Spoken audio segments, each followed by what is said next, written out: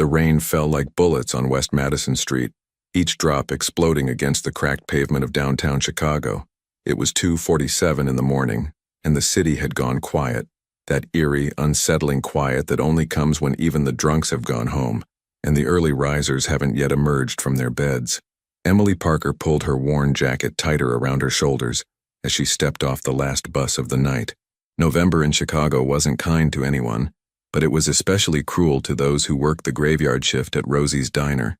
The cold cut through her clothes like it had a personal vendetta, and the rain had already soaked through her canvas shoes. She was exhausted. 3 double shifts this week, and she still had a nursing exam on Tuesday that she hadn't studied for.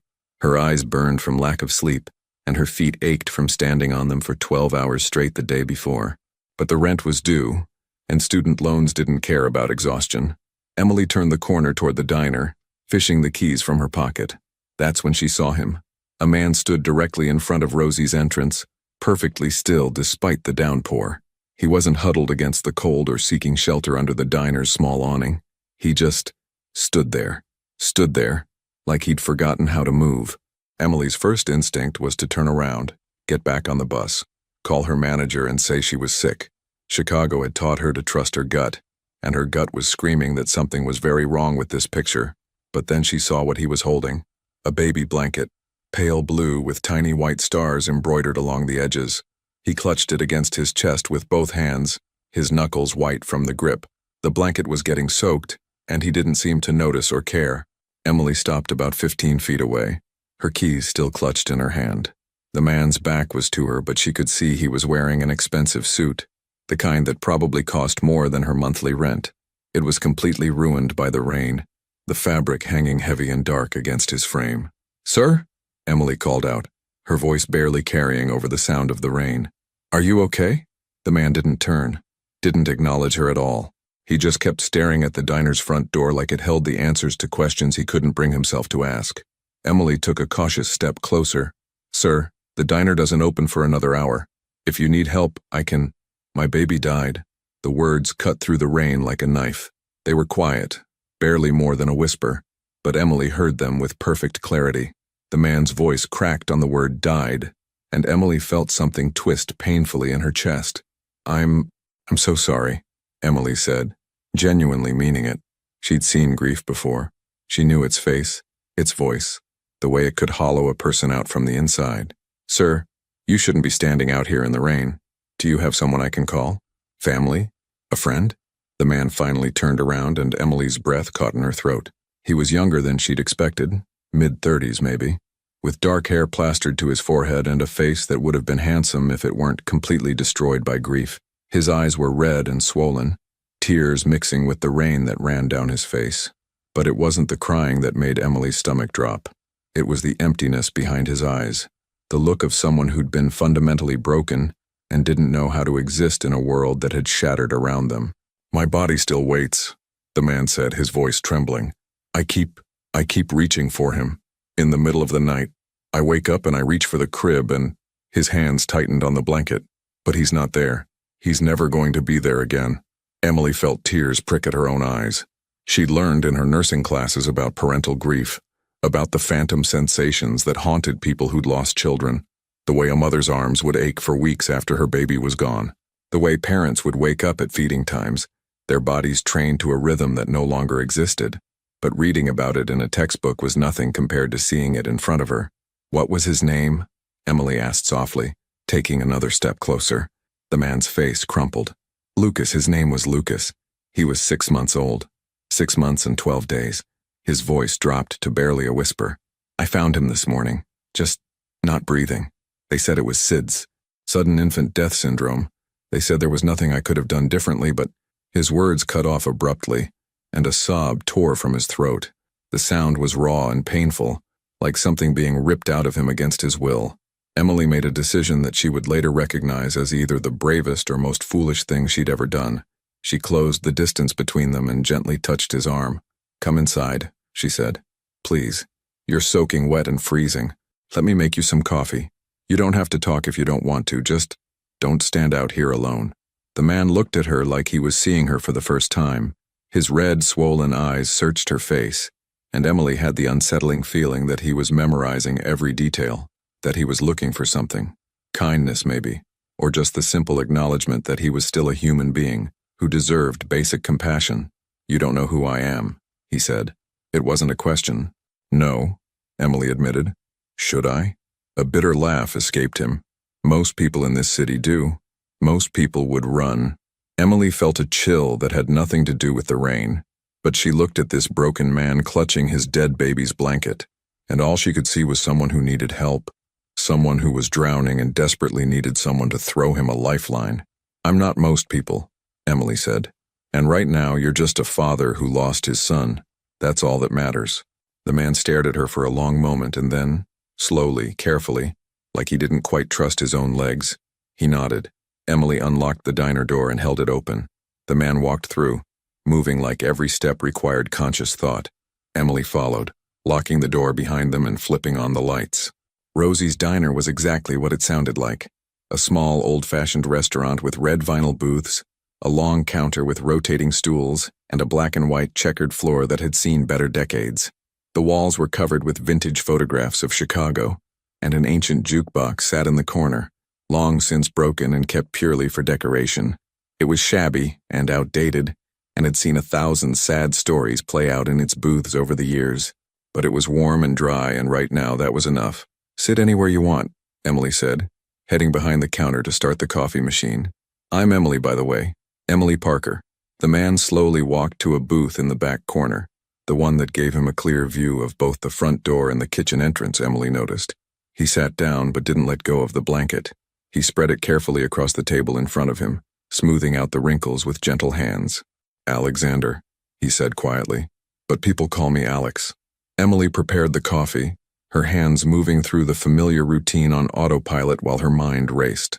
Something about this man set off alarm bells in the back of her head, but she couldn't quite pinpoint why. The expensive suit, maybe.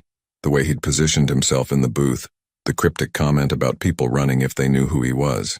But then she looked at his face again, at the raw, devastating grief written across every feature, and decided that whatever else he might be, right now, he was just a grieving father who needed someone to sit with him.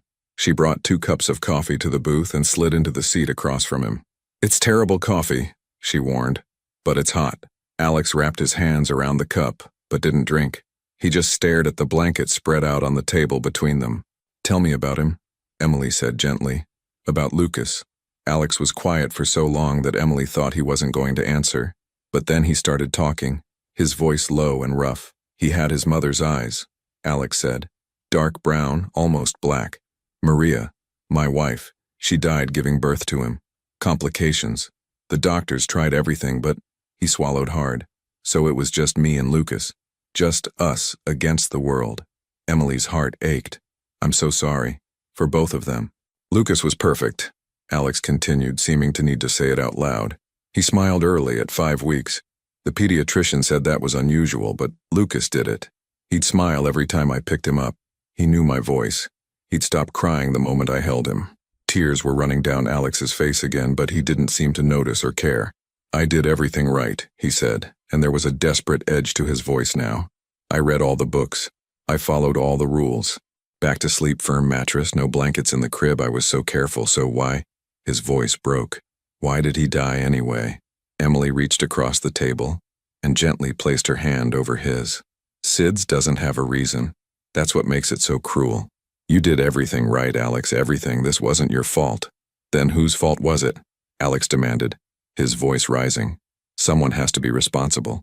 Someone has to..." He stopped abruptly, clenching his jaw so hard that Emily could see the muscles jump. I'm sorry, I shouldn't..." "I'm not angry at you. You're angry at the universe," Emily said. "That's allowed. You're allowed to be furious that this happened." Alex laughed bitterly. "I've spent my whole life being angry, being cold, being calculated. I built an entire career on being the man who doesn't feel anything." He looked up at her, and the vulnerability in his eyes was devastating. "But Lucas made me feel everything. For 6 months I was just a dad, just a father who loved his son more than anything in the world. And now he's gone, and I don't know how to be anything anymore." Emily squeezed his hand gently. They sat in silence for a while. The only sound the rain beating against the windows and the soft hum of the old refrigerator behind the counter. "Where's your family?" Emily finally asked. "Parents? Siblings?" Alex shook his head. "My parents are dead, and the people in my life, they're not the kind who know how to deal with grief. They're waiting for me to pull myself together, to be who I was before. They don't understand that the man I was before doesn't exist anymore." Emily thought about her own family, the mother she hadn't spoken to in 3 years, the father who'd walked out when she was 12.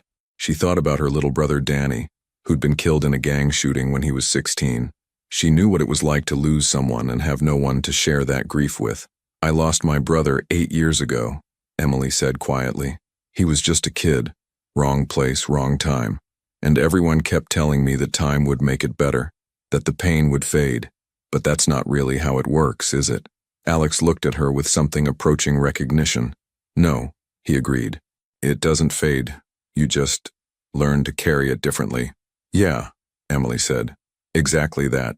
They sat together in the quiet diner, two strangers bound by the familiar weight of loss. Outside, the rain continued to fall, washing the streets of Chicago clean only to dirty them again by morning. Alex's phone buzzed on the table. He glanced at it, and Emily saw his entire demeanor change in an instant. The grief-stricken father disappeared, replaced by something harder, colder, something that made the hair on the back of Emily's neck stand up. "I have to take this," he said, his voice completely different now, controlled, authoritative. He stepped away from the booth and answered, "What is it, Marcus?" Emily couldn't hear the other side of the conversation, but she watched Alex's face as he listened. His jaw tightened and his free hand clenched into a fist. "I don't care about the shipment right now," Alex said, his voice dangerously quiet. "Handle it yourself." "No, I'm not coming back tonight because I'm exactly where I need to be." "Marcus," I said, "handle it." He hung up and stood there for a moment, his back to Emily, his shoulders tense. When he turned around, Emily saw that he was trying to put the mask back on, trying to be that cold, controlled person he'd mentioned. But the cracks were showing through. "I should go," Alex said, but he didn't move. "You don't have to," Emily said, surprising herself. "If you need somewhere to just be for a while. No judgment, no expectations." Alex looked at her with an expression she couldn't quite read. "You really don't know who I am, do you?" "No," Emily admitted, "but I'm starting to think maybe I don't want to." "Smart," Alex said. He walked back to the booth and carefully folded Lucas's blanket, holding it against his chest. "I'm not a good man, Emily. I've done things that would make you run screaming. I've built my life on fear and control and—" He stopped, his voice catching. "And none of it mattered. None of it could save my son." Emily stood up, maintaining eye contact with him. "I don't care what you've done. Right now, in this moment, you're just someone who's hurting, and I know what that feels like." Alex's phone buzzed again. This time, when he looked at it, his face went pale. "What's wrong?" Emily asked. "I need to leave," Alex said urgently. "Right now. And you need to lock the door behind me and don't let anyone in until the morning shift arrives." "Why? What's happening?" Alex looked at her, and for the first time, Emily saw something other than grief in his eyes. She saw fear. "Because the people I work with, the people I've spent my life controlling, they know I'm vulnerable right now. They know I'm weak. And in my world, weakness gets you." He stopped himself, but Emily understood. Whatever world Alex lived in, it wasn't one where grief was allowed. It wasn't one where showing emotion was safe. "Go," Emily said, even though every instinct told her she was missing something important. "But Alex?" He paused at the door, his hand on the handle. "You're not weak," Emily said firmly. "Loving your son, grieving him, that's not weakness. That's the most human thing in the world." Alex looked at her for a long moment, and Emily thought she saw something crack in that carefully controlled facade. Then he nodded once and stepped out into the rain. Emily locked the door behind him and stood there, watching through the glass as he disappeared into the darkness. Her heart was pounding, and her hands were shaking slightly. What had she just done? Who had she just helped? Emily walked back to the booth where Alex had been sitting. There on the table was a business card. Simple, expensive cardstock, just a name and a phone number. Alexander Carter. Emily picked it up, turning it over in her hands. The name meant nothing to her, but the weight of the card in her palm felt heavy, significant. She should throw it away, forget this night ever happened, go back to her normal life of nursing classes and double shifts and avoiding her past. But Emily found herself tucking the card into her pocket instead. Outside, lightning split the sky, and thunder rolled across the city like a warning. Emily cleaned up the coffee cups, wiped down the counter, and prepared for the morning shift. But her mind kept returning to the broken man who'd stood in the rain, clutching his dead baby's blanket, and the raw vulnerability she'd seen in his eyes. She didn't know it yet, but that moment of compassion, that simple decision to let a stranger in from the cold, had just changed her life forever.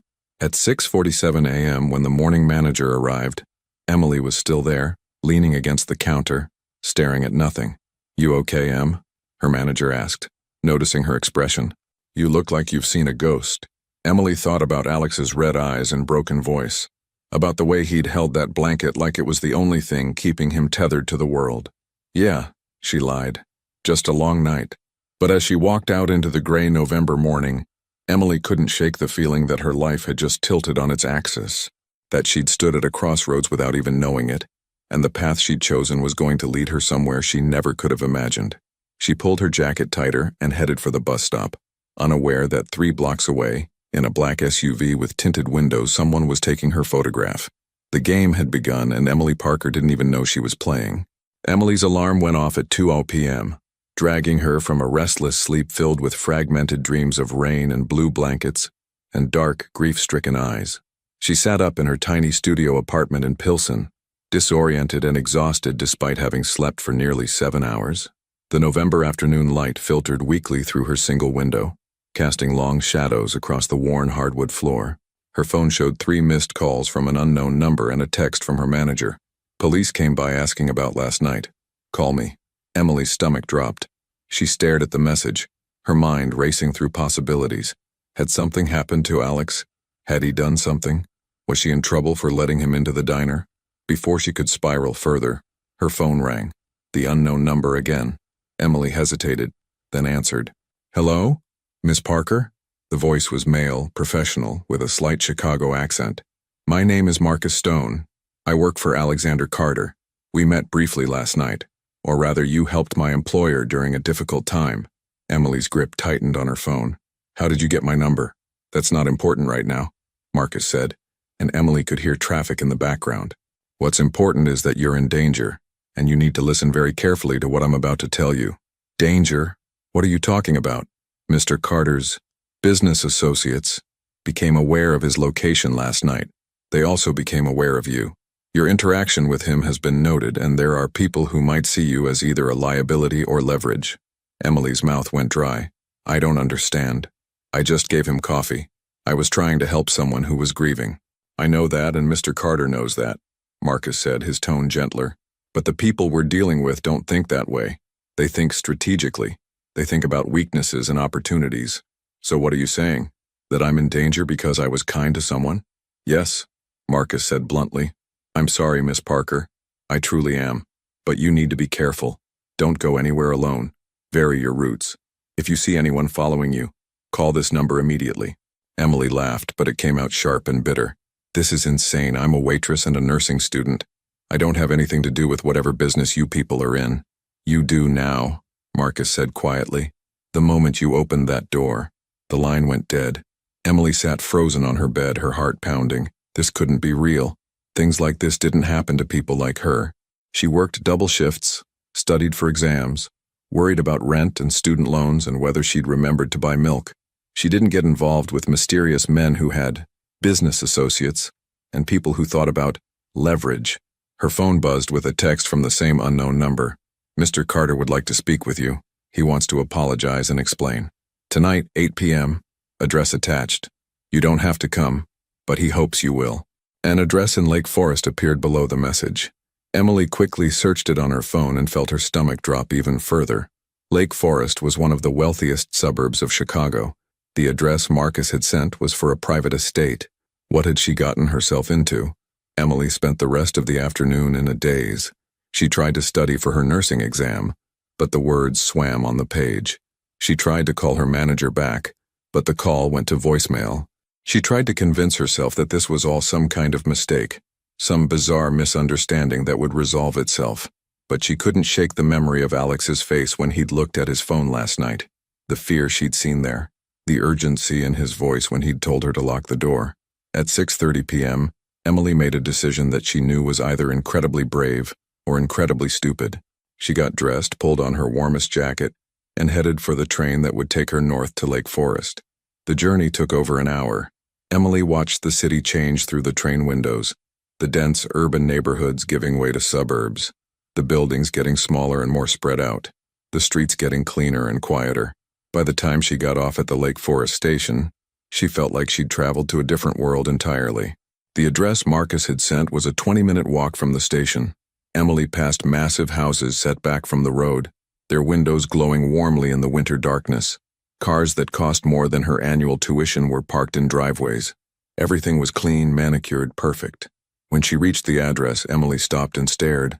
It wasn't just a house. It was an estate. A long driveway curved through carefully maintained grounds, leading to a 3-story mansion that looked like something from a movie. Warm light spilled from the windows, and Emily could see the silhouettes of trees in the backyard, their bare branches reaching toward the darkening sky. A man stood at the gate, tall, broad-shouldered, wearing a dark suit despite the cold. He looked at Emily as she approached, and she saw him speak quietly into a small radio. "Miss Parker?" he asked as she got closer. "Yes," Emily said, her voice steadier than she felt. "Mr. Carter is expecting you. Please come in." The gate swung open smoothly, and Emily walked through feeling like she was crossing some invisible threshold from which there would be no return. The man, clearly some kind of security, walked beside her up the long driveway. "Mr. Carter asked me to tell you that you're safe here, that you're a guest, not a prisoner. You can leave whenever you want." "That's reassuring, I guess," Emily said, though her heart was still racing. The front door opened before they reached it, and Marcus Stone stood framed in the doorway. He was in his late 40s, Emily guessed, with graying hair and intelligent eyes that assessed her quickly but not unkindly. "Miss Parker," he said, extending his hand. "Thank you for coming. I know this must all seem very strange." "Strange doesn't quite cover it," Emily said, shaking his hand. "Where's Alex?" "In the nursery," Marcus said quietly. "He's been there most of the day. Won't come out, won't eat. He asked to see you, but—" Marcus paused, seeming to choose his words carefully. "He's not in a good state, Miss Parker. What you saw last night, that vulnerability, that grief, his position doesn't usually allow for that. And now that the dam has broken, I don't think he knows how to put the pieces back together." Emily followed Marcus through a house that was both beautiful and oddly impersonal. Expensive furniture, tasteful art, everything perfectly arranged. But no family photos, no personal touches, nothing that made it feel like a home rather than a showroom, until they reached the second floor. Marcus stopped outside a closed door at the end of the hallway. Even through the wood, Emily could hear it, the soft sound of someone crying.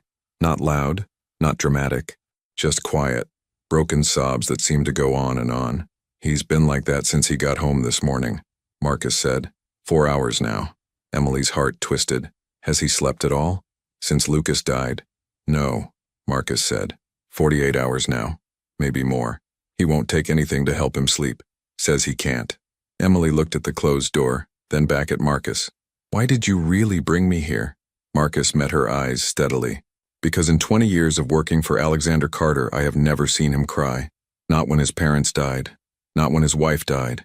Not when he's been hurt, threatened, or cornered. He built his entire life on being unbreakable.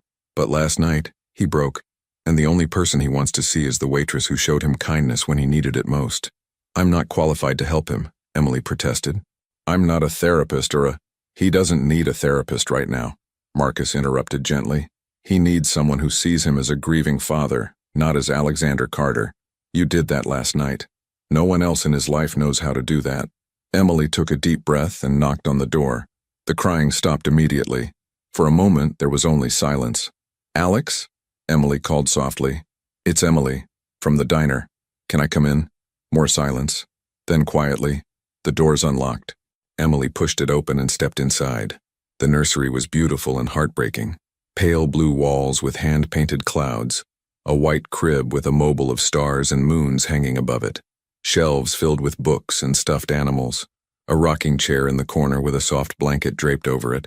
And sitting on the floor beside the crib, still wearing the same ruined suit from last night, was Alex. He looked even worse than he had in the rain. His eyes were bloodshot and swollen. his face pale and drawn. He held Lucas's blanket in his lap, and surrounding him on the floor were dozens of photographs. Lucas as a newborn, Lucas at 2 months, 3 months, smiling in his father's arms. "I can't stop looking at them," Alex said hoarsely. "I keep thinking if I look long enough I'll memorize every detail, every expression, the exact color of his eyes, the way his hair curled at the back of his neck." His voice cracked. "I'm terrified I'm going to forget." Emily closed the door quietly and crossed the room. She sat down on the floor beside him, careful not to disturb the photographs. "You won't forget," she said gently. "That's not how it works. The important things, the things that matter, those stay with you." Alex picked up one of the photos. Lucas at 4 months, laughing at something off camera. He laughed for the first time on a Tuesday. I was feeding him, and I made a stupid face, and he just laughed. This perfect, beautiful sound. I called Marcus in from the next room just to hear it again. "Tell me more," Emily said. "Tell me about him." And Alex did. For over an hour, he talked about his son, about the first time Lucas had grabbed his finger, about the way he'd fall asleep on Alex's chest, his tiny hand curled against his father's heart, about the smell of his hair after a bath, about the songs Alex would sing to him at 3 in the morning. Emily listened to all of it, asking questions, letting Alex share every memory he needed to speak aloud. His mother never got to know him, Alex said eventually, his voice thick with emotion. Maria died minutes after he was born. She hemorrhaged, and the doctors couldn't stop it. She held him once for maybe 30 seconds, then she looked at me and said, "Take care of our baby," and she was gone. "I'm so sorry," Emily whispered. "I promised her," Alex said, tears streaming down his face. "I promised I would protect him, keep him safe, give him everything, and I failed. I failed both of them." "No," Emily said firmly. "Alex, you didn't fail. You loved your son every single day of his life. You were there for him. You did everything right. SIDS isn't caused by something you did or didn't do. It's random and cruel and unfair, but it's not your fault." Alex shook his head. "You don't understand. My whole life, I've been in control. I've built an organization where nothing happens without my knowledge or approval. I've eliminated threats before they could materialize. I've planned for every contingency, but I couldn't control this. I couldn't stop it, and my son paid the price for my arrogance in thinking I could protect him from everything." "That's not arrogance," Emily said. "That's called being a parent. Every parent thinks they can protect their child from the world. We all want to believe that if we just do everything right, nothing bad will happen. But that's not how life works." Alex looked at her, really looked at her. "You said you lost your brother." Emily nodded. "Danny, he was 16. He was walking home from basketball practice and he got caught in crossfire between 2 gangs. He didn't even know what was happening, just wrong place, wrong time." "How did you survive it?" Alex asked desperately. "How did you keep going?" Emily thought about the question carefully. "Honestly, I didn't. Not at first. I fell apart completely, dropped out of high school, stopped talking to my friends, barely left my room for months. My mom didn't know how to help me, and our relationship never recovered. I was so angry at the world, at God, at everyone who got to keep their siblings while I lost mine. What changed? Time, mostly. And eventually I realized that Danny wouldn't have wanted me to stop living. He was always pushing me to do more, be more. He's the one who told me I should become a nurse, said I was good at taking care of people." Emily smiled sadly. "So I went back to school, got my GED, started college. Not because I stopped hurting, but because I decided the hurt couldn't be the only thing that defined me." Alex was quiet for a long moment. "I don't know how to be anything other than what I am. And what I am is complicated. I'm starting to figure that out," Emily said carefully. "Marcus mentioned you have a position that doesn't allow for vulnerability. Your phone call last night was about a shipment. You live in a mansion with security guards. People apparently think of me as potential leverage against you." She met his eyes. "Who are you, Alex?" Alex looked away, his jaw tightening. "Someone you should stay far away from." "That's not an answer." "It's the only answer I can give you," Alex said. "Because if I tell you the truth, you'll leave, and right now you're the only person in the world who sees me as human. I need that, just for a little while longer." Emily should have been frightened. Every rational part of her brain was screaming at her to get up, walk out, and never look back. But when she looked at Alex, at this broken man surrounded by photographs of his dead son, all she could see was someone drowning and reaching for the only lifeline he could find. Okay, Emily said quietly. You don't have to tell me everything, but you need to promise me something. What? Whatever world you live in, whatever you're involved in, it doesn't touch me. I help you grieve your son. You keep your complications away from my life. Deal? Alex looked at her with an expression that was almost pitying. I can promise to try, Emily, but I'm not sure I can promise it absolutely. The moment you walked into my life, things became complicated. Before Emily could respond, there was a sharp knock on the door. Marcus's voice came through tight with urgency. Boss, we have a situation. Alex's entire demeanor changed instantly. The grieving father disappeared, replaced by someone harder, colder, more focused. He stood smoothly, his movements suddenly controlled and precise despite his exhaustion. What kind of situation? Alex asked, his voice clipped. Marcus opened the door. His face was grim. The Morettis hit the diner 2 hours ago. They were looking for you. Tore the place apart. Questioned the staff. One of the cooks told them about Emily. Emily's blood ran cold. What? Why would they? Because they're testing me, Alex said, his voice dangerously quiet. They know I'm vulnerable right now. They're seeing if I'm weak enough to be challenged. He turned to Marcus. Casualties, no fatalities. 2 staff members hospitalized with minor injuries. We've already covered their medical expenses and arranged for the restaurant to be repaired. Emily's apartment? Alex asked. Being watched. I've got 2 men on the building, but we can't guarantee her safety if she goes back there. Emily stood up, her legs shaky. Wait. What do you mean, hit the diner? What exactly happened? Is Sandra okay and Tom? Marcus looked at her with something approaching sympathy. Your manager is fine. She wasn't there when it happened. The injuries were to the line cook and one of the busboys. They're being well taken care of, I promise. This is insane, Emily said, her voice rising. I gave you coffee. That's all I did. How does that turn into people getting hurt? Because the people I deal with see everything as strategy, Alex said, and Emily could hear the self-loathing in his voice. They see a stranger showing me kindness at my lowest moment and they think, weakness, opportunity, leverage. He looked at her, and the grief in his eyes was now mixed with something else. Guilt. I'm sorry, Emily. You were right to want me to keep my complications away from your life. But it's too late for that now. So what happens now? Emily asked, trying to keep her voice steady. Alex and Marcus exchanged a look. Some kind of silent communication passed between them. Now, Marcus said carefully, we make sure you're protected until this situation resolves itself. Protected how? You stay here, Alex said. It wasn't a question or a request. It was simply a statement of fact. The estate is secure. We have round-the-clock security. No one gets in or out without us knowing about it. I can't just stay here, Emily protested. I have class on Tuesday. I have work. I have a life. Your nursing exam has been rescheduled, Marcus said, pulling out his phone and checking something. I took the liberty of contacting your professor and explaining you have a family emergency. She's arranged for you to take it next week. As for work, the diner is closed for repairs anyway.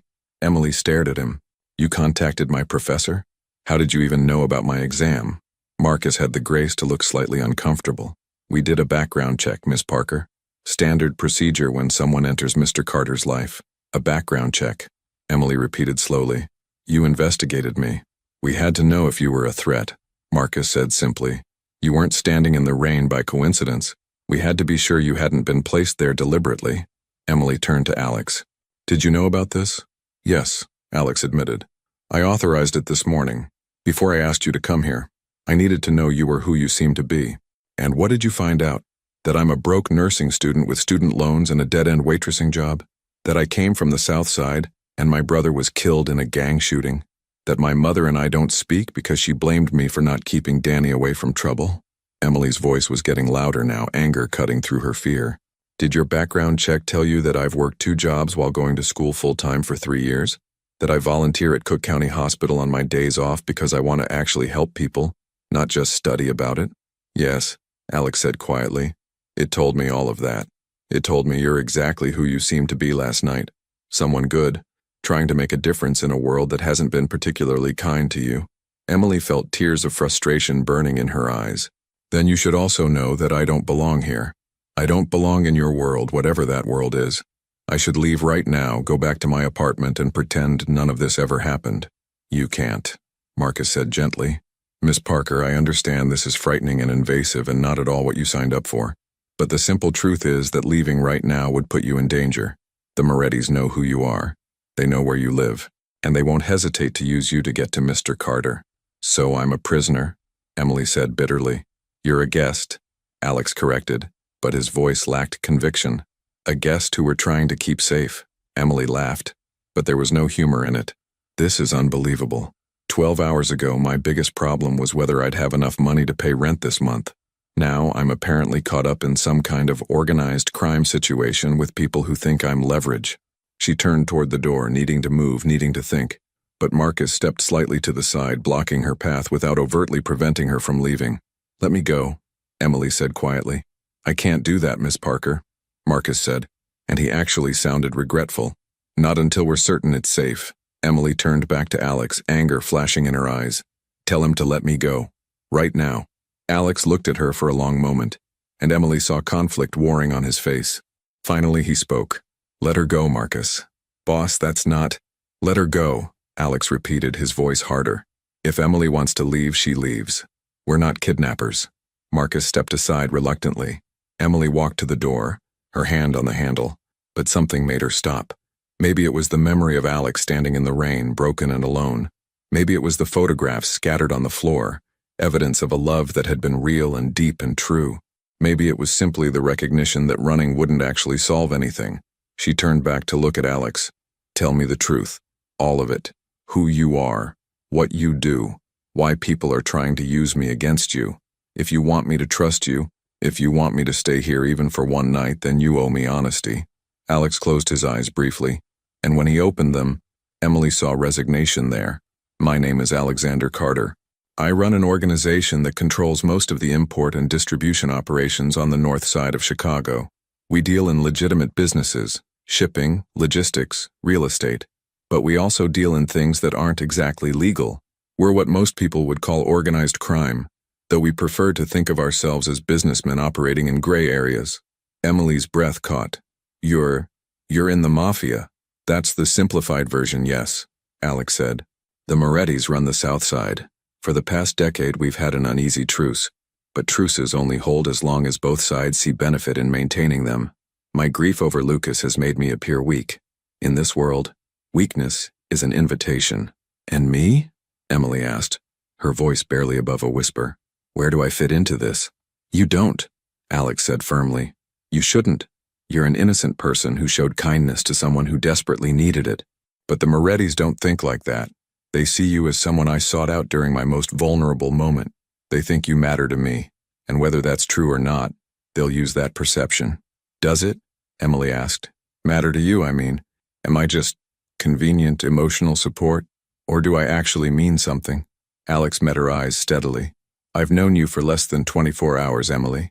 But in that time, you've shown me more genuine compassion than most people in my life have shown me in years. Yes, you matter. That's what makes this situation so dangerous. Emily stood in the doorway, torn between the screaming voice in her head, telling her to run, and the quieter voice in her heart reminding her what it felt like to grieve alone. If I stay, she said slowly, it's because I believe you when you say you're trying to keep me safe. And it's because I know what it's like to lose someone and have no one to talk to about it. But I need you to understand something, Alex. I'm not staying because I'm afraid. I'm staying because I'm choosing to. The moment that changes, the moment I feel like I'm being held here against my will, I'm gone. Security or no security. I understand, Alex said. And one more thing, Emily added. Whatever happens between now and whenever this situation resolves itself, you don't get to make decisions for me. Not about my school, not about my work, not about my life. You can offer protection, but you don't get to control me. Clear? A ghost of a smile crossed Alex's face, the first one Emily had seen from him. Crystal clear. Emily nodded and stepped back into the room, letting the door close behind her. Marcus visibly relaxed. I'll have one of the guest rooms prepared, Marcus said. Miss Parker, you'll have complete privacy. If you need anything at all, just press the call button in your room. Someone will respond immediately. Thank you, Emily said, though the situation still felt surreal. Marcus left, and Emily and Alex were alone again in the nursery. The photographs were still scattered on the floor, and Lucas's blanket was still clutched in Alex's hand. You should sleep, Emily said gently. You look like you're about to collapse. I can't, Alex said. Every time I close my eyes, I see him. I see Lucas in his crib, not breathing. I see myself picking him up, trying to wake him, realizing he was already gone. I can't go through that again, even in my dreams. Emily walked over and carefully took the blanket from his hands. She folded it neatly and placed it in the crib. Then she started gathering the photographs. What are you doing? Alex asked. Helping you, Emily said. We're going to put these photos somewhere safe, somewhere you can look at them when you want to remember, but where they're not surrounding you every moment. Then you're going to eat something, even if it's just toast. And then you're going to try to sleep, even if it's just for an hour. Emily, I'm a nursing student, Emily interrupted, which means I know that after 48 hours without sleep, your body is going to start shutting down whether you want it to or not. You're grieving, Alex, but you also need to take care of yourself. Lucas would want that. Alex's eyes filled with tears again, but he nodded. Together they carefully gathered every photograph, placing them in a leather album that Emily found on one of the shelves. When they were finished, Emily set the album on the dresser where Alex could reach it easily. Then she helped him up off the floor. He was unsteady on his feet from exhaustion, and led him out of the nursery. Marcus was waiting in the hallway. The blue guest room is ready for Miss Parker, and I've had the chef prepare something light for both of you. Thank you, Marcus, Alex said, and Emily heard the genuine affection in his voice. Whatever else was true about Alex's world, his relationship with Marcus seemed real. They ate in a small dining room. Just soup and bread, but it was warm and comforting. Alex ate mechanically, barely tasting the food, but Emily made sure he finished everything on his plate. Afterward, Marcus showed Emily to her room. It was beautiful, far nicer than any place Emily had ever stayed.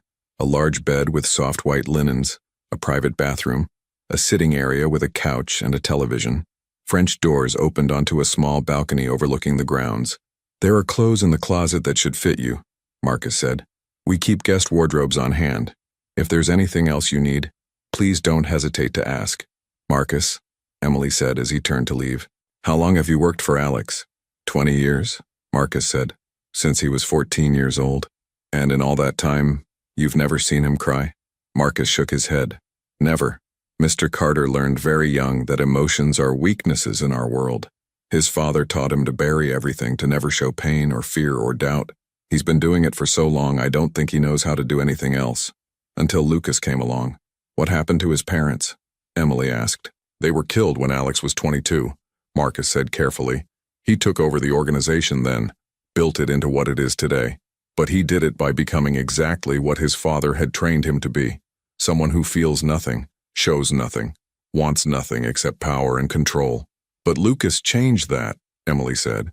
Lucas changed everything, Marcus agreed. For 6 months, I watched Alex become the person I always suspected he could be underneath all that armor. He smiled. He laughed. He talked about the future in terms of someone other than himself, and now, he trailed off. Now he's lost everything, Emily finished quietly. Yes, Marcus said, and I don't know if he'll survive it.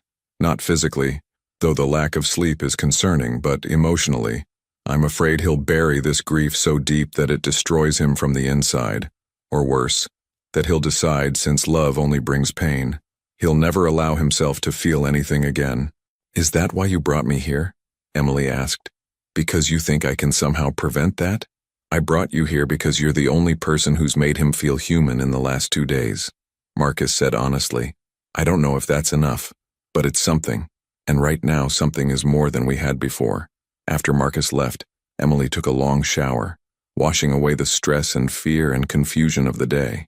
She found pajamas in the closet that fit perfectly, which was both convenient and slightly unsettling given how thorough their preparation had been.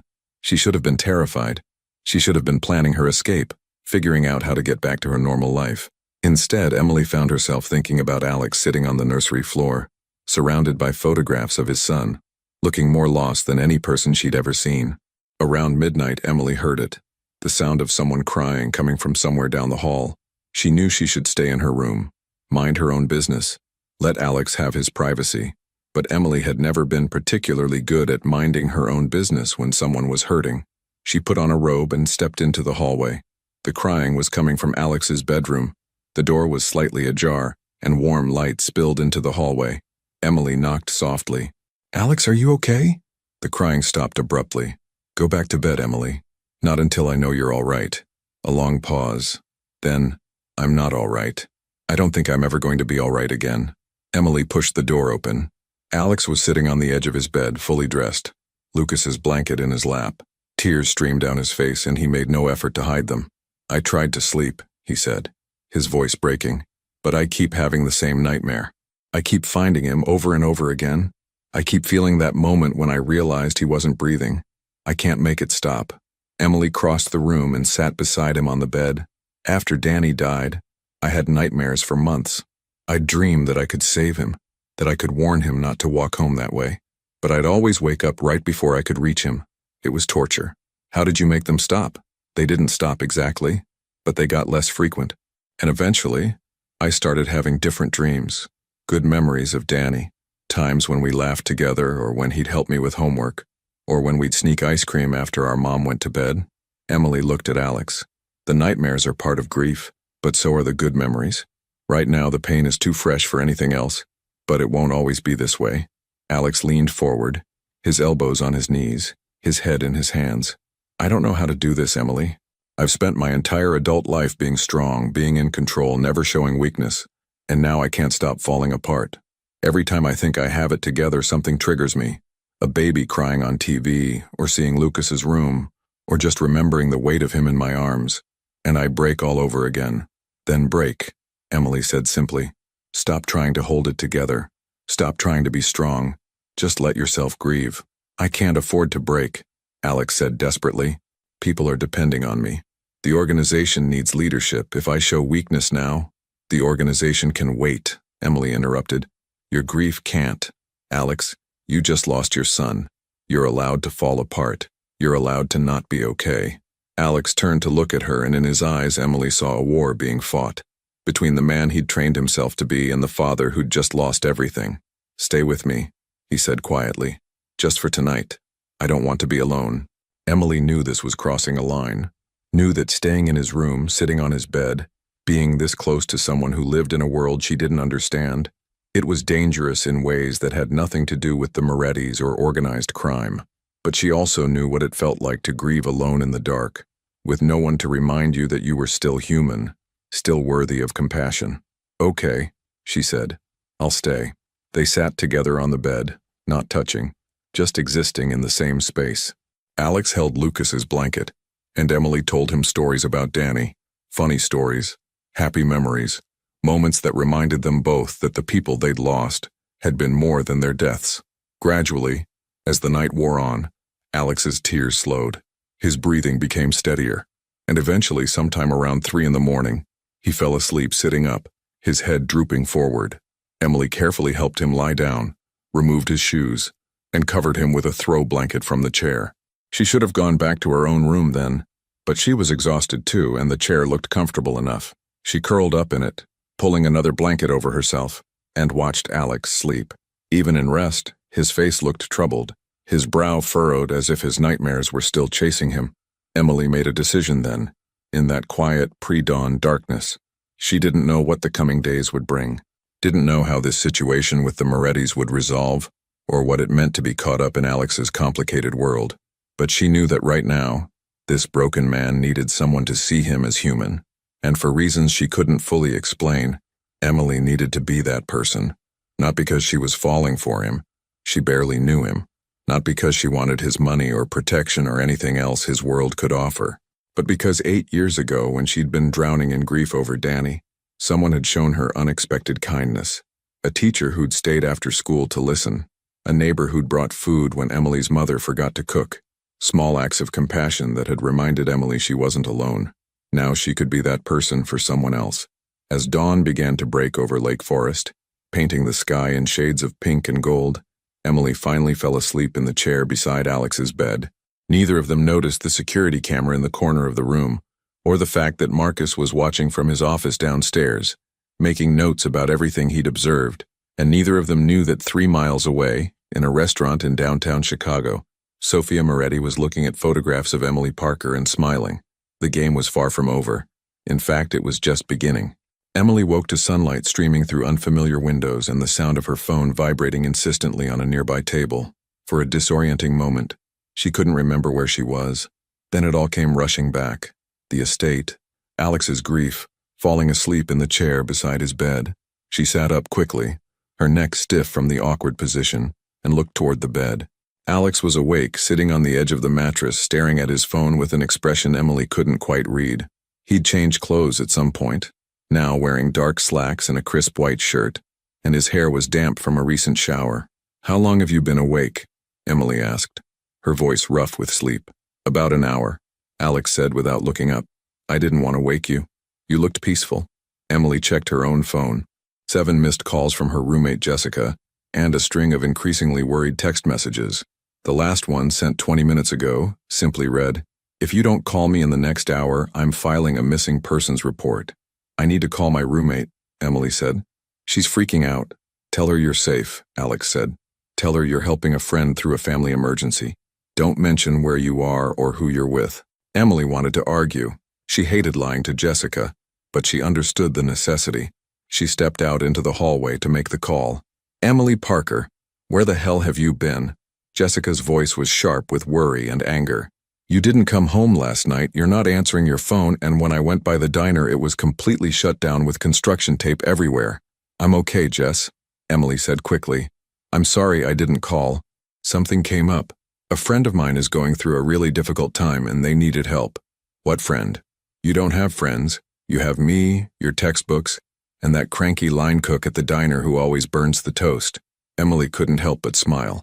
"His name is Tom, and he doesn't always burn the toast. Look, I can't really explain everything right now, but I promise I'm safe. I'm staying with someone who needs support, and I'll be back as soon as I can." Jessica was quiet for a moment. "This doesn't sound like you, Em. You're the most careful person I know. You don't just disappear overnight to help mysterious friends." "I know it's weird," Emily admitted, "but trust me, okay? This is important." "Fine," Jessica said, though she didn't sound happy about it. "But you better be back for Thursday. We have that physiology study group, and you're the only one who actually understands the cardiovascular system." "I'll do my best," Emily promised, though she had no idea if she'd be able to keep that promise. After hanging up, Emily found Marcus waiting in the hallway, holding a steaming cup of coffee. "Miss Parker," he said, offering her the cup. "I thought you might need this. How did you sleep?" "Better than expected, actually," Emily said, accepting the coffee gratefully. "Thank you. Mr. Carter would like to speak with you after breakfast. There are some things you need to know about the current situation." Emily's stomach tightened. "What kind of things?" "It's better if he explains," Marcus said. "But please don't be alarmed. You're safe here." 20 minutes later, showered and dressed in clothes from the mysterious guest wardrobe, Emily sat across from Alex at a small table in what he called the morning room. Large windows overlooked the estate's back gardens where November had stripped the trees bare, but left the landscape somehow beautiful in its starkness. A full breakfast had been laid out: eggs, toast, fruit, pastries, but neither of them seemed to have much appetite. "I need to be honest with you about something," Alex began, his hands wrapped around a coffee cup he hadn't touched. "The situation with the Morettis is more complicated than I initially indicated." "How complicated?" "Sophia Moretti, she's the daughter of the family patriarch, has been pushing for expansion into our territory for the past year. Her father is old, cautious, content with the status quo, but Sophia is ambitious. She sees my grief over Lucas as an opportunity to prove to her father that I'm weak, that now is the time to move." Emily set down her fork. "What does that mean exactly?" "It means she's going to test me, push boundaries, see if I'll respond with the strength she expects or if I'll fold under the pressure of everything I'm dealing with." Alex finally looked at her. "And it means that anyone she perceives as important to me becomes a potential target." "I barely know you," Emily protested. "How could she possibly see me as important?" "Because I sought you out during the worst moment of my life," Alex said simply. "Because I brought you to my home. Because last night I asked you to stay with me." He paused. "In my world, those actions speak louder than any words could. They signal attachment, and attachment is leverage." Emily felt her chest tighten. "So what do? We wait," Alex said. "We let Sophia make her move, and we respond appropriately. In the meantime, you stay here where you're protected." "For how long?" Alex's jaw tightened. "I don't know. Days, maybe weeks. Until Sophia either backs down or until we resolve this situation definitively." "I can't stay here for weeks," Emily said, panic rising in her voice. "I have school, I have work." Your classes have been arranged to be completed online temporarily, Marcus said, entering the room with a tablet. I've been in contact with your academic advisor. All of your professors have agreed to provide remote instruction until your family emergency is resolved. Emily stared at him. You can't just rearrange my entire life like this. We're trying to keep you alive, Alex said, and there was steel in his voice now. I understand this isn't what you wanted. I understand you're angry. But the moment you showed me compassion, the moment you became visible to the people in my world, your safety became my responsibility. I didn't ask for that responsibility, Emily shot back. I know, Alex said quietly, and I'm sorry. If I could undo that night in the rain, if I could have protected you from all of this, I would, but I can't. So now we deal with the reality we have, not the one we wish we had. Emily stood up abruptly, needing to move, needing to think. She walked to the windows and stared out at the barren gardens. This is insane. 3 days ago, I was worried about making rent. Now I'm basically in protective custody because some crime boss's daughter thinks I matter to another crime boss. Behind her, she heard Alex stand as well. He came to stand beside her at the window, though he was careful to maintain some distance. I know you didn't ask for this, he said, and I know it's not fair, but Emily, these people don't play by rules you'd recognize. They don't care about fairness or innocence. They care about power and control and sending messages.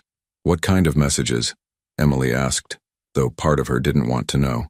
Alex was quiet for a moment. The kind that remind everyone in this world that weakness has consequences. Emily turned to look at him. In the morning light, she could see the exhaustion still etched on his face, the grief that shadowed his eyes even when he was trying to be strong. But she could also see something else, a hardness. A calculated coldness that reminded her that Alex Carter was more than just a grieving father. He was also someone dangerous. I want to see it, Emily said suddenly.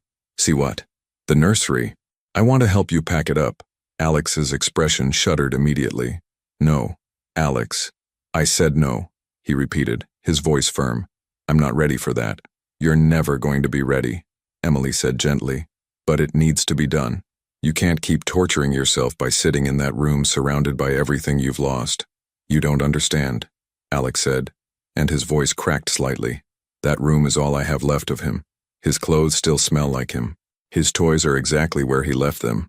If I pack it all away, if I erase all evidence that he existed, then what do I have? You have your memories, Emily said. You have the photographs. You have 6 months of loving your son completely. That doesn't disappear just because you pack away some clothes and toys. Alex turned away from her, his shoulders tense. I can't. Not yet. Emily wanted to push, wanted to make him see that holding onto a shrine to Lucas wasn't going to help him heal. But she also remembered the early days after Danny died, when she'd refused to let her mother touch anything in his room, when she'd slept in his bed for weeks because it still smelled like him. Grief didn't follow logical timelines or rational processes. Okay, Emily said softly. Not yet. But soon, Alex. Because right now that room is a wound you keep reopening instead of letting heal. Before Alex could respond, Marcus appeared in the doorway, his expression tense. We have a situation, he said. Sophia Moretti just called. She wants to meet. Alex's entire demeanor changed. The grieving father disappeared completely, replaced by the cold, calculating businessman Emily had glimpsed earlier. When and where? Tomorrow afternoon. Neutral territory. The Riverside Gallery downtown. She says she wants to discuss maintaining peace during difficult times. It's a trap, Alex said flatly. Probably, Marcus agreed, but refusing to meet would signal weakness. Alex nodded slowly, thinking. Set it up, but maximum security. I want our people positioned throughout the building, and I want eyes on every entrance and exit. Already in progress, Marcus said. Then he glanced at Emily. She also specifically mentioned Miss Parker. Said she'd heard Mr. Carter had taken in a charity case and wanted to express her condolences. Emily felt ice slide down her spine. She knows I'm here? She knows you exist, Marcus corrected. But she's fishing, trying to figure out exactly what you mean to Mr. Carter. What do I tell her? Alex asked. Tell her Miss Parker is under your protection due to the unfortunate incident at the diner, Marcus suggested. Nothing more, nothing less. Don't give her any emotional ammunition. After Marcus left, Emily and Alex stood in heavy silence. I don't like this, Emily finally said. Neither do I, Alex admitted. but it's how these things work. Sophia postures, I respond. We dance around each other until someone makes a real move. And what happens when someone makes that real move? Alex looked at her with eyes that had seen too much. Then we deal with the consequences. The rest of the day passed in strange limbo. Emily tried to study from the textbooks Marcus had thoughtfully retrieved from her apartment, but she couldn't focus. Alex disappeared into his office for hours, conducting business via phone and video calls, his voice cold and authoritative whenever Emily passed by the door. It was jarring, seeing these two sides of him, the broken man who'd cried himself to sleep last night and the hardened boss who commanded an organization with calculated precision. Around dinner time, Emily found herself wandering the estate. It was beautiful, but impersonal, like a very expensive hotel. No family photos on the walls, no personal mementos, nothing that spoke of the people who lived here, except for one room. Emily found herself standing outside the nursery again. The door was closed, but she could hear something from inside, soft music playing, a lullaby. She knocked gently. Alex, can I come in? The music stopped. After a moment, the door opened. Alex stood there, still dressed in his business clothes, but looking somehow smaller, more vulnerable. He started, then trailed off. I don't know what I was doing. I came in here to get something, and then I couldn't leave. Emily could see the mobile above the crib was moving slightly, powered by batteries, playing its gentle melody. The room looked exactly as it had before, frozen in time, waiting for a baby who would never come home. Let me help you, Emily said again. Not pack everything away, just make it a little less painful to be in here. Alex looked at her for a long moment, then nodded slowly. Together they started small.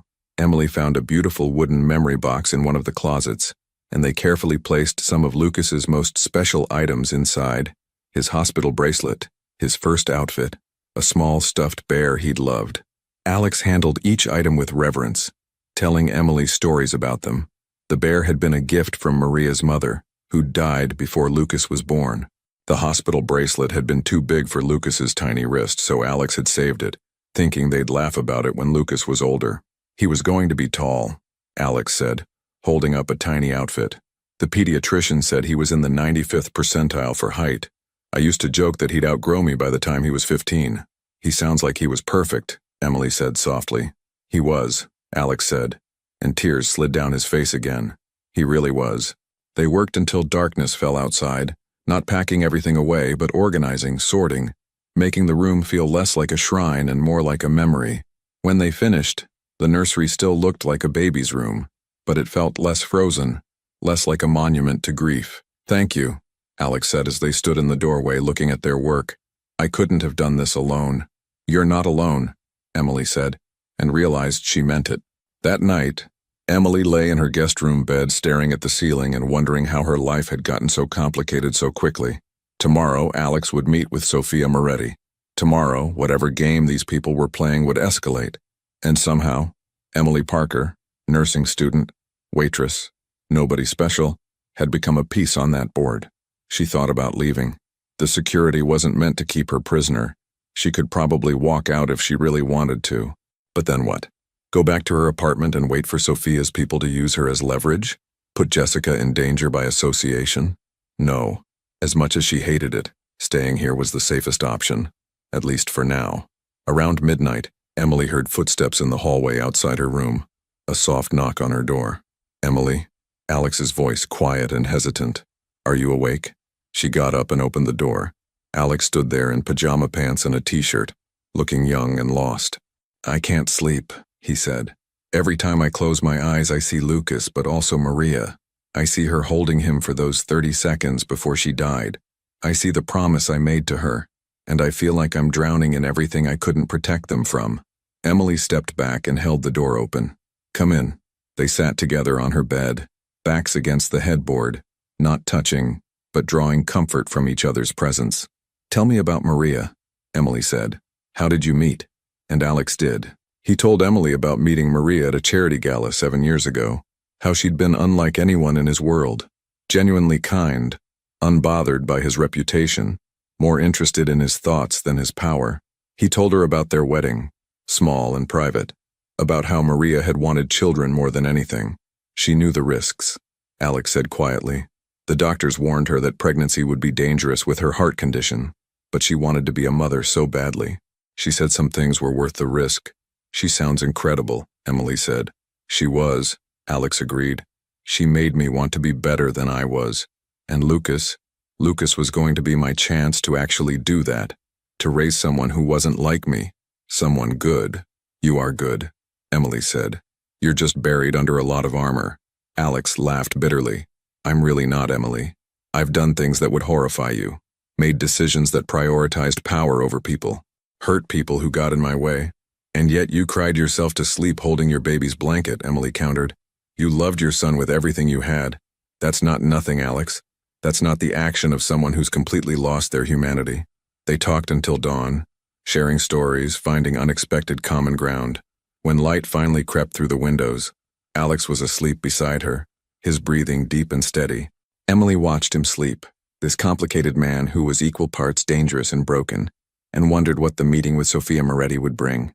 Whatever happened tomorrow, Emily knew one thing for certain. Her life would never be the same. She'd stepped into Alex Carter's world, and there was no stepping back out.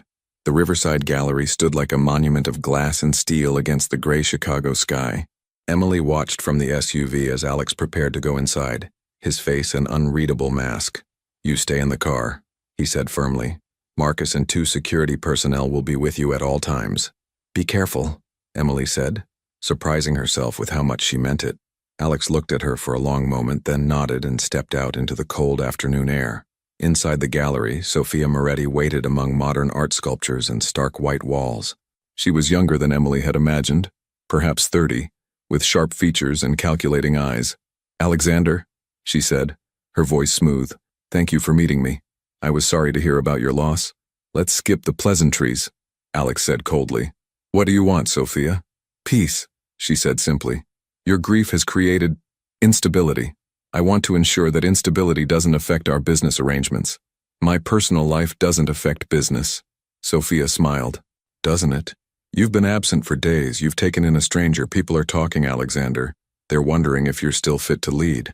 Let them wonder, Alex said. I've held this territory for 12 years. One tragedy doesn't change that. Perhaps not, Sophia conceded.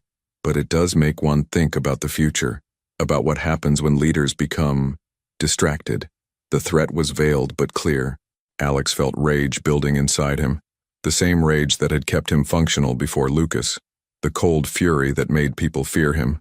But underneath it, he felt something else: exhaustion, grief, the overwhelming weight of pretending to be strong when all he wanted was to hold his son one more time.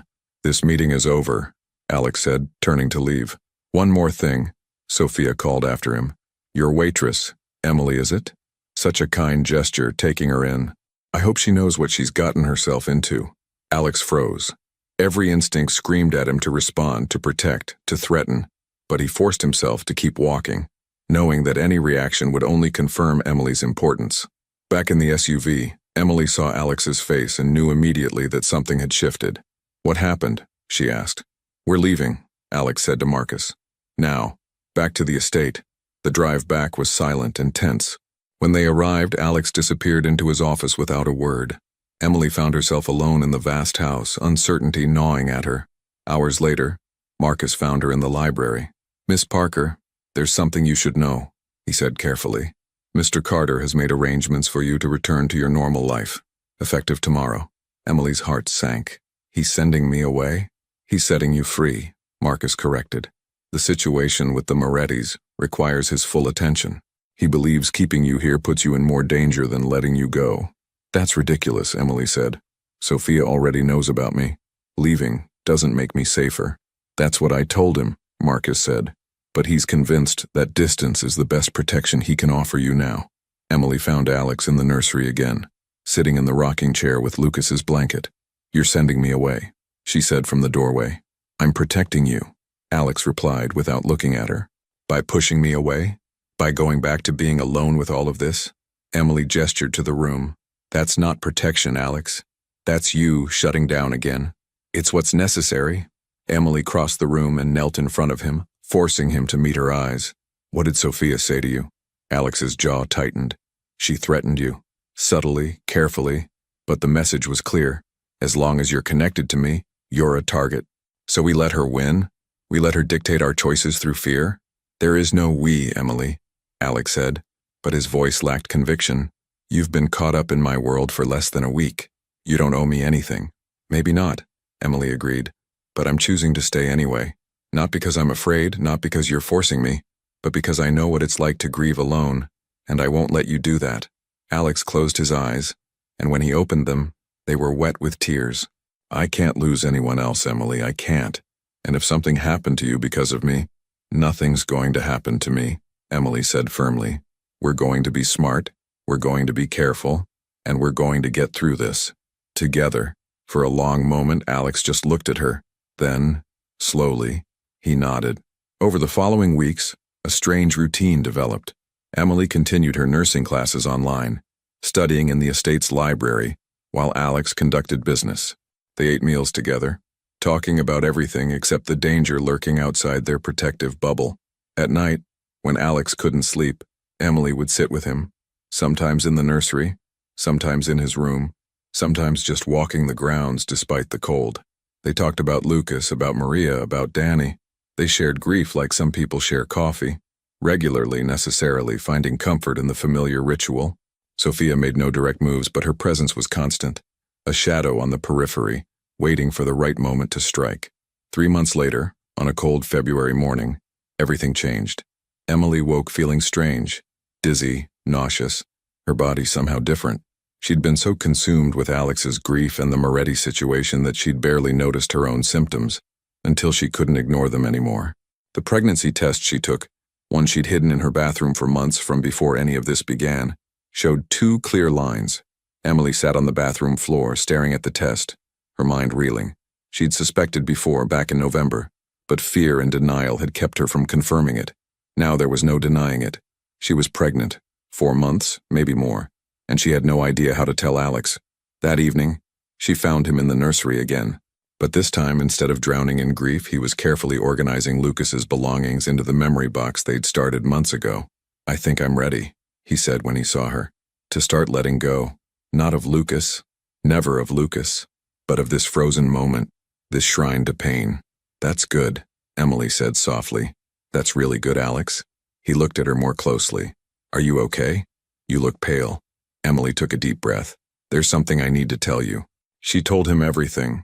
About the pregnancy test from November, about her denial, about the confirmation she'd just received.